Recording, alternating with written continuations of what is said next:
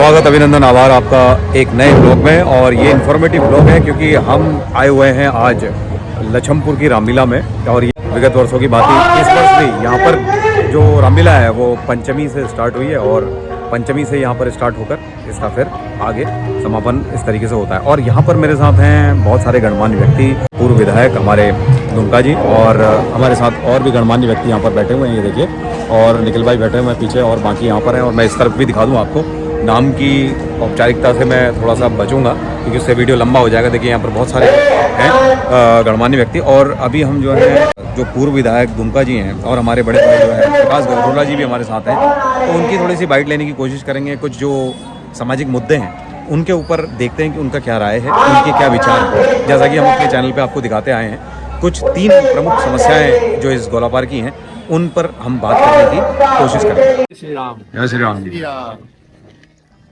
हैं प्रकाश भाई और हमारे साथ हैं हमारे पूर्व विधायक हमारे दुमका जी। दुमका जी नमस्कार, कैसे हैं आप? ठीक है। अच्छा सर, आपसे जैसा कि मैं सामाजिक मुद्दों पे काम करता हूं और प्रश्न लेता हूं हर किसी से, तो वही प्रश्न मैं आपसे दोहराना चाहता हूं कि सर, जो ये पुल की समस्या आपने देखी, जो हमारा ये गोलापार क्षेत्र है हर बार इसकी मार झेलता है, तो ये इस तरीके का सौतेला व्यवहार हमारे साथ क्यों होता है कि जो पुल बना, बड़ी मुश्किल से तो पुल बना, ये 20-25 सालों से तो हम भी देख रहे हैं, और इसकी गुणवत्ता ऐसी इतनी घटिया क्यों है? इसके बारे में आपकी क्या विचार है सर? देखिए, ये सौतेला व्यवहार नहीं है। पुल का निर्माण हुआ, नदी है, रास्ता बदल देती है। पूरे उत्तराखंड में जगह जगह प्राकृतिक आपदा की तबाहियां हुई हैं। पुल मूल रूप से पुल को नुकसान नहीं हुआ है, लेकिन पुल का एक पुस्ता बह गया, जिसको कुछ समय बाद ठीक कर लिया गया। हाँ जी। और ऐसा नदियां जहाँ होती हैं, कटाव जहाँ होता है वहाँ हो जाता है, लेकिन हो गया, तत्काल उसका उपाय होना चाहिए और भविष्य में न हो इस बात की पक्की व्यवस्था होनी चाहिए। मैं समझता हूँ कि इस बार सरकार उस पुस्ते को जड़ से नीचे जमीन के अंदर से ठीक करते हुए चिनाई करेगी, तो भविष्य में इस प्रकार की घटना नहीं होगी। मूल रूप से पुल को नुकसान नहीं हुआ है और जो कटाव हुआ है भूमि का हुआ है, उस पर ठीक से निर्माण होने पर, जमीन के अंदर से निर्माण होते हुए आएगा तो कटाव नहीं होगा। हाँ जी। मैंने व्यक्तिगत तौर पर भी माननीय मुख्यमंत्री से यही मांग की कि इस बार एक बार इसका भरोसेमंद उपाय होना चाहिए जी, ताकि बार बार इस क्षेत्र के लोगों को यह दंशन न झेलना पड़े। ठीक सर। अच्छा विधायक जी, एक पुराना जो क्वेश्चन है, जैसे यहाँ पर आपने देखा इतनी लाखों की यहाँ पर जनसंख्या है चोरगलिया क्षेत्र को मिलाकर, लेकिन इतने आपके कार्यकाल में भी हमने देखा और इस कार्यकाल में भी हम देख रहे हैं कि चिकित्सा की कोई ऐसी प्रॉपर व्यवस्था यहाँ पर नहीं है। ऑल द वे अगर कोई हमारी माता बहन परेशान होती है, प्रसव पीड़ा से पीड़ित होती है, या कोई हमारे बुजुर्ग जिनको कोई परेशानी होती है, तो उनको ऑल द वे हमको यहाँ से गोलापार से हल्द्वानी लेके जाना पड़ता है। और इस स्थिति में जब पुल अगर टूटा हुआ है या हम क्षतिग्रस्त मार्ग से जा रहे हैं, जैसा कि हमने देखा एक अप्रिय घटना हमारे साथ घट गई, व्यक्ति जो है जहर का शिकार हो गया किसी कारण की वजह से, उसको ले जाया गया लेकिन वो समय से नहीं पहुंच पाया और उसकी मृत्यु हो गई। इस बारे में आपका क्या कहना है और चिकित्सा व्यवस्था कैसे बेहतर हो, इसके बारे में क्या कहना चाहते हैं? देखिए, प्राकृतिक आपदा जो है जी, वो मनुष्य के बस की नहीं है। मनुष्य के बस की केवल उस आपदा के बाद का जो निर्माण है, बचाव है, वो काम है और सरकार को उसमें तत्परता बरतनी चाहिए। जहाँ तक चिकित्सा का सवाल है, यहाँ पर प्राथमिक उपचार के 2-3 केंद्र हैं जी। हाँ, एलोपैथी का भी है, हाँ। आयुर्वेद का भी है और संभवतः होम्योपैथी का भी है। हल्द्वानी बहुत दूर भी नहीं है, लेकिन अप्रोच अगर सही हो, रोड सही हो, पुल सही हो, तो सुविधा हल्द्वानी की भी तत्काल मिल सकती है।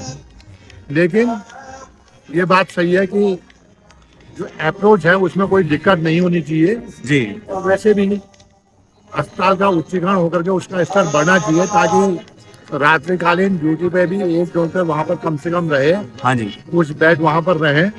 ये प्रक्रिया चल रही होगी। सरकार समय समय पर सभी जगह इस प्रकार के उच्चीकरण का काम करती है। आपने मेरी जानकारी में लाया है, जहाँ पर मेरे स्तर से इस विषय में बातचीत होगी, मैं आपके विषय को रखूंगा। धन्यवाद। एक लास्ट क्वेश्चन है सर, ये जो हमारे क्षेत्र में, आपके क्षेत्र में, सभी के क्षेत्र में जो है ये नशे की जो बढ़ती लत है और जो युवा इस तरीके का नशा कर रहे हैं कि एक बार उसका शिकार हो जाते हैं तो फिर उसको नितांत उसकी आवश्यकता होती है, इस विषय में क्या कहना चाहते हैं और इस पे कैसे अंकुश लगेगा?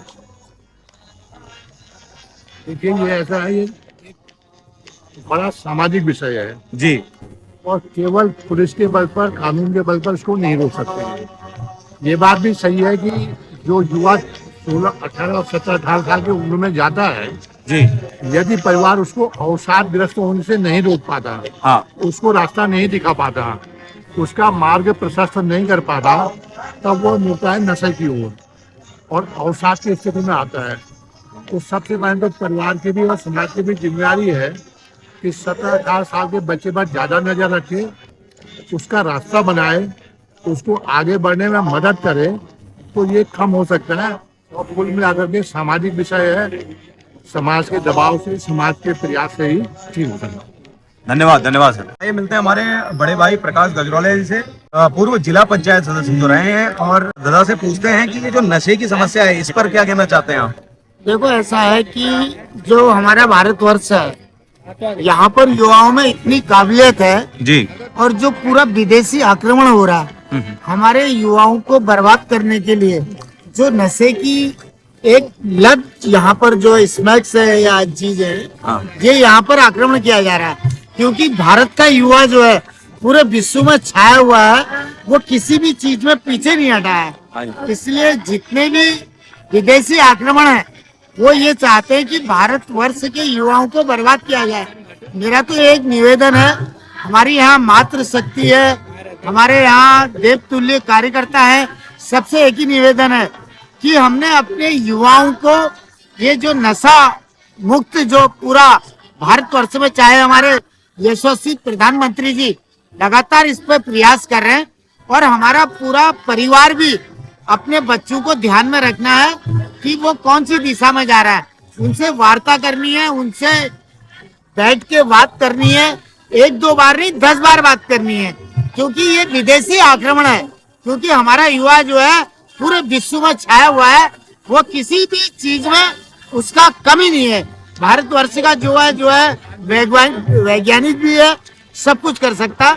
मैं तो इस रामायण और ये जो आजकल पुरुषोत्तम श्री रामचंद्र जी के इस समय रामला का जो पूरा मंचन चल रहा पूरे भारतवर्ष में, हाँ जी। मैं सबसे अपनी मातृ शक्ति, अपनी बहनों, अपने भाइयों से निवेदन करना चाहता हूँ कि जो ये आक्रमण चल रहा इस पे जो है सब लोग सक्रियता से अपने बच्चों से वार्ता करें और हमारे बच्चों को इस नशे से बचाएं। मैं इसी बात के लिए ईश्वर से कामना करता हूं कि हमें वो शक्ति दे, हमारे युवा जो है नशे की तरफ न भागे। पुरुषोत्तम राम जो है पूरे हमारे आराध्य राम है, और हमें ऐसी शक्ति दे, सत्य का रास्ता दे। असत्य का अभी अंत होने वाला है। रावण जो है असत्य की राह में चला, उसका अंत हो गया है, और अब भी जो है इस नशे का भी अंत हो। हम अपने उत्तराखंड के जो न्यायकारी देव हैं गोलजू महाराज, उनसे भी आराधना करते हैं कि हमारे युवाओं को सुरक्षित रखें। जय हिंद, जय भारत, जय उत्तराखंड। आपको बहुत बहुत साधुवाद देते हैं और भूरी भूरी आपकी प्रशंसा करना चाहता हूं मैं, क्योंकि विगत कुछ दिनों पहले आपने जो काम किया है उसके लिए क्षेत्रीय जनता आपका बहुत बहुत धन्यवाद करती है, जिसकी वजह से सिंचाई समस्याएं जो है उनसे निजात पा सकी, और जो वो आपने टूटी हुई नहर है उसका जैसा भी किया उसके लिए आपका बहुत बहुत धन्यवाद। हम सब क्षेत्र की जनता की तरफ से आपका धन्यवाद करते हैं। Thank you. अब आइए बात करते हैं ललित प्रसाद जी से। आपसे एक क्वेश्चन है, जो ये हमारे क्षेत्र में एक ये जो समस्या, मुख्य समस्या है बछड़ों की, गायों की, जो ये गौवंश जो रोड पर घूम रहा है, इनकी वजह से आए दिन जो समस्याएं हो जाती, परेशानी होती है, इसके बारे में क्या कहना चाहते हैं और क्या होना चाहिए? इसको लेकर ये बहुत बड़ी समस्या है। कई दुर्घटनाएं हो गई हैं। गोलापार में तो अभी एक नेगी जी का इकलौता पुत्र था, वो भी दुर्घटना में ग्रस्त हुआ, तो बड़ा दुख हुआ। उसको लेके हम जिलाधिकारी महोदय से मिले। जिलाधिकारी महोदय को हमने स्पष्ट कहा कि जो गौवंश रोड पे है, आपके पास गंगापुर कपडवाल में आपने 10 एकड़ जमीन एक्वायर की है जी, तो आप इनको उठा के वहाँ करो। अब वो उनका कहना है कि हमने 3 खोल दिए, लेकिन अभी लोकल वालों के जानवरों को नहीं ले रहे। तो इसको लेके हम प्रकाश गजरोला जी के नेतृत्व में और बंशीधर भगत जी, दुमका जी, मतलब अपने निखिल सुनाल जी हो गए, काफ़ी लोग हम गए उसको मिलने के लिए। तो उनने एक कमेटी बना रखी है कि बहुत जल्दी ही इसका निराकरण होगा, और 3 गौशालाएँ यहाँ खुल चुकी हैं, जिसको लेके हमने बार बार प्रयास किया और लगातार कर रहे हैं, और हमें आश्वस्त किया गया कि हम जल्दी ही इनका निराकरण करेंगे।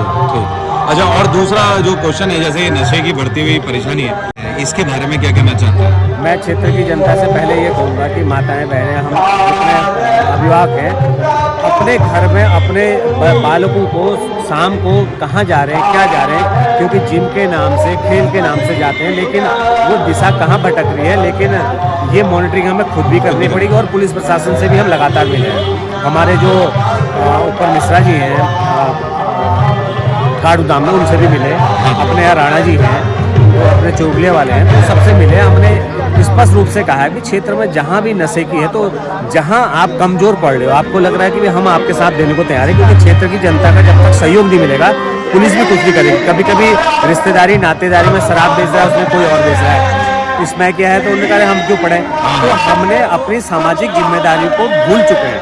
इसलिए गोलापार चोलिया के क्षेत्र के लोगों को, जो जागरूक लोग हैं, जो जानकार हैं, युवा हैं, और जो सामाजिक क्षेत्र में कहते हैं काम कर रहे हैं, और जो चुनाव लड़ने वाले हैं, जो लड़ चुके हैं, ऐसा नहीं कि सामाजिक जिम्मेदारी पूरी हो गई। इन सबको एक होकर, ये जो राष्ट्र के लिए बहुत बड़ी बीमारी हो रही है नशा, इसके खिलाफ एकजुट होना पड़ेगा और हमें पुलिस प्रशासन का साथ देना पड़ेगा।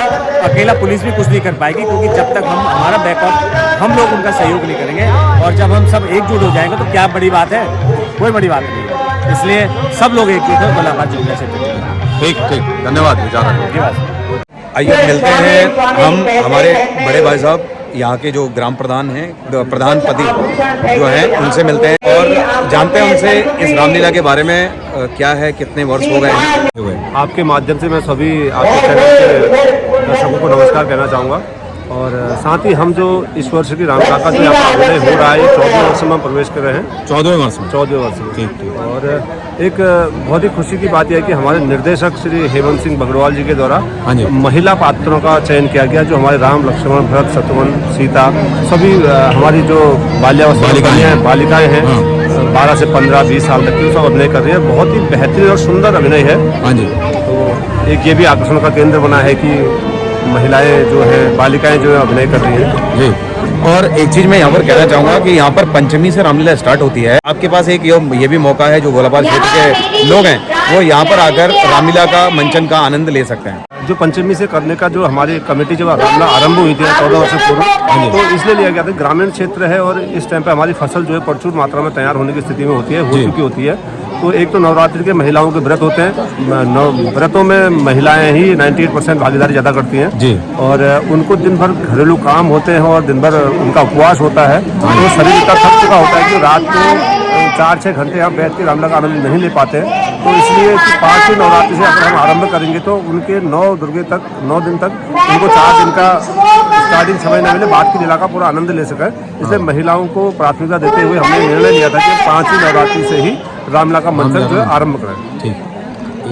जितने भी कमेटी के मेंबर हैं, मैं इन सभी कमेटी के मेंबर को बहुत बहुत शुभकामनाएं देता हूं, धन्यवाद देता हूं कि हम यहाँ पहुँचे और हमारा प्रॉपर तरीके से उन्होंने स्वागत किया। देखिए, 2-3 क्वेश्चन जो नॉर्मल है वो हमारे पूर्व विधायक जो है दुर्गा जी ने उनका संतोषजनक आंसर दिया, और बाकी आप कमेंट करके बताइएगा आपके कोई सामाजिक क्वेश्चन है जो आप मेरे द्वारा माननीय गणमान्य अतिथियों से और प्रतिनिधियों के सामने रखना चाहते हैं, तो मैं वो रखूँगा, क्योंकि हम पूछेंगे, हमको वोट देने का अधिकार है, हम विधायक चुनते हैं, तो हम उनसे क्वेश्चन करने का भी हमें अधिकार होता है। और अगर कार्य प्रणाली सही नहीं है तो उसको सही करने का भी जिम्मा जो है हमारे जैसे नागरिकों के ऊपर ही है।